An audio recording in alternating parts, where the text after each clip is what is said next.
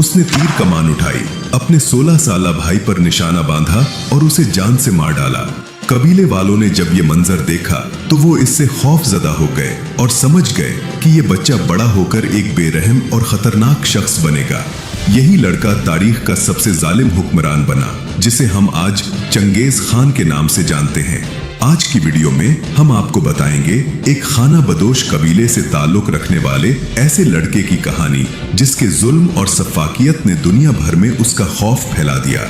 Subscribe button पर click करना मत भूलें, क्योंकि ये कहानी आपको हैरत के एक ऐसे सफर पर ले जाएगी जिसे सुनकर तारीख आज भी लर्ज उठती है।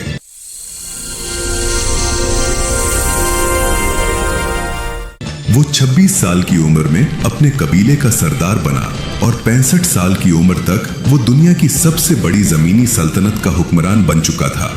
और सिर्फ 25 साल के अंदर मंगोल फौज ने इतनी जमीनें फतह कर ली जो रोमन सल्तनत ने 400 साल में भी फतह नहीं की थी। चंगेज खान का असल नाम तेमोजन था। वो 1162 में मंगोलिया के एक मकामी कबीले के सरदार के घर पैदा हुआ। कहा जाता है कि जब वो पैदा हुआ तो उसने अपनी मुट्ठी में खून का लोथरा पकड़ा हुआ था, जिसे ये निशानी समझा गया कि ये बच्चा आगे चलकर एक बड़ा जंगजू बनेगा।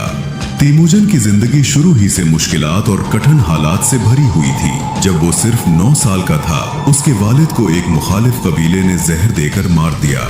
वालिद की मौत के बाद कबीले के लोग उसके खानदान से मुंह मोड़ गए, क्योंकि मंगोल कबाइल सिर्फ उसी की पैरवी करते थे जो ताकतवर होता था।